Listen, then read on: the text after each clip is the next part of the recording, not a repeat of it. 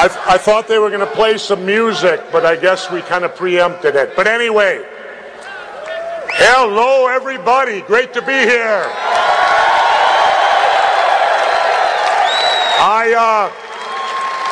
I haven't given a political speech for quite some time now, but I felt that this was the occasion to come out of retirement.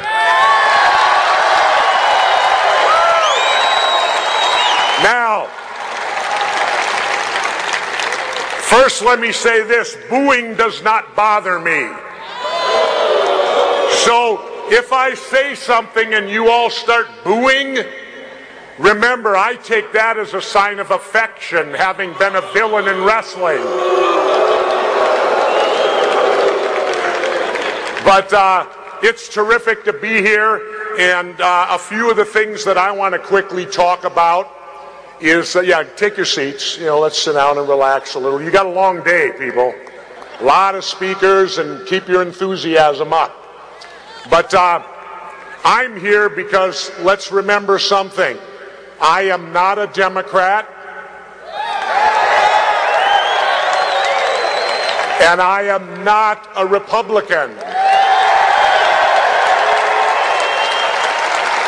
And I say that very proudly today because I think these two parties are destroying our country.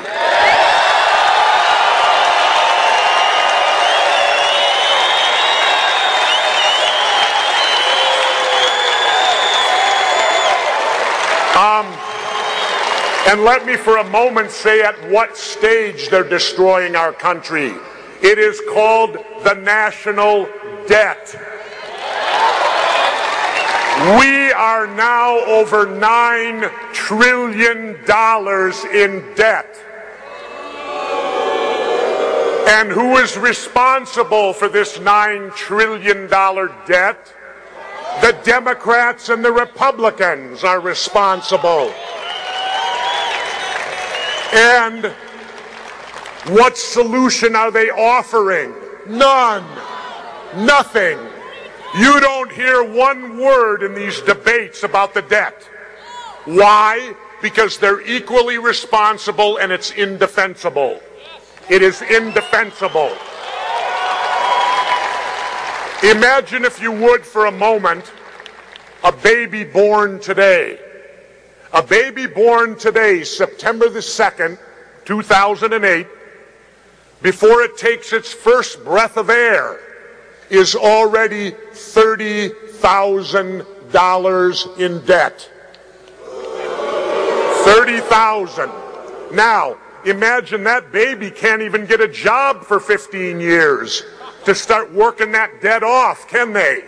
So what will that, at the rate we're going, what will that $30,000 debt be to that child by the time that child reaches, say, age 15? Who knows at the rate we're going?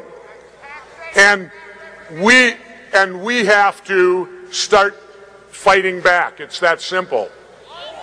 And the way you fight back is coming to conventions like this and voting your heart and your conscience.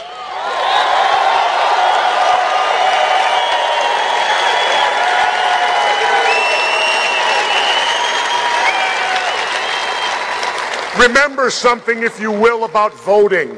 Voting is not a horse race. You're not going there, gee, I got to pick the winner, so I can brag to my friends that, oh, I picked so-and-so and he or she won. Voting is voting your heart and voting your conscience. And when you do that, don't ever, ever let a Democrat or Republican tell you you've wasted your vote.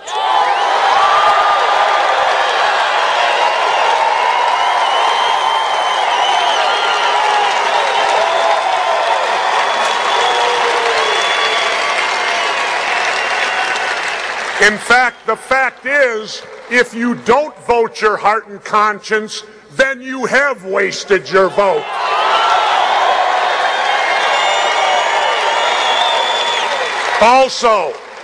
The key to all of this, and I know I have a little bit of experience, the key to all of this is we must open up the debates.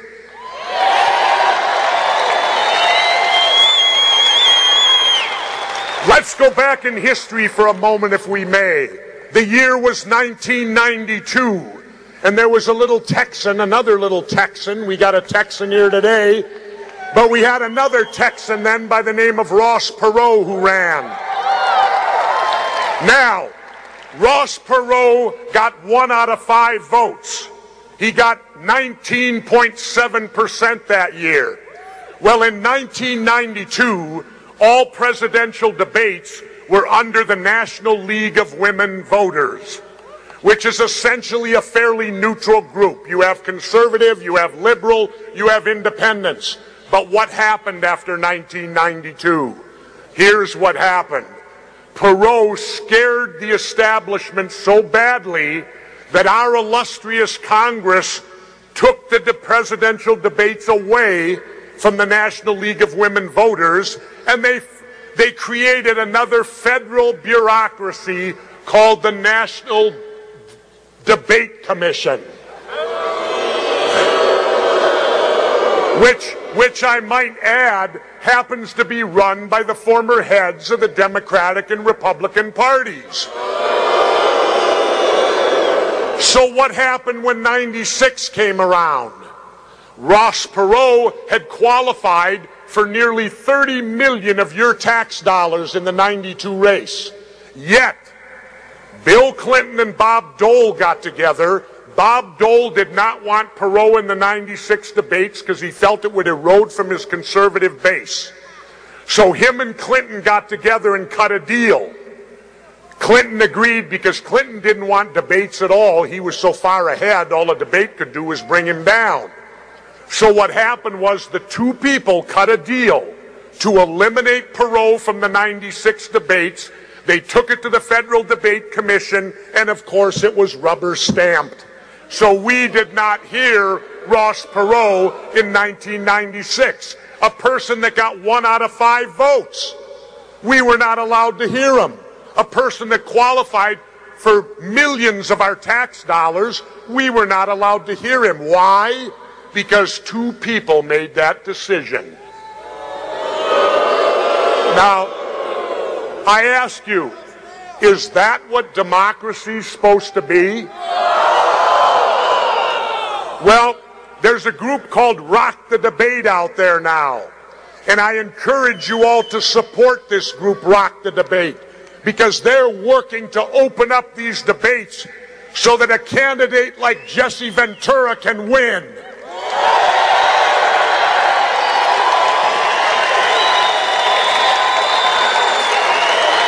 Or, let's bring it into modern time. In 2008, a candidate like Dr. Ron Paul could win.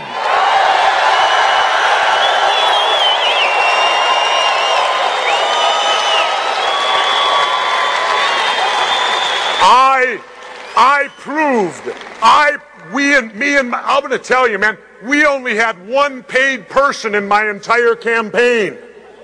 And that was the campaign manager, because he left his private sector job to do it full time after the primary. My campaign was completely volunteer, and do you know how much money that I actually raised to become governor of Minnesota? $300,000. Now, the Democrats and Republicans, they spent nearly $10 million. Now do you realize why I'm not popular with them? Number 1, because I can beat them. So it can be done.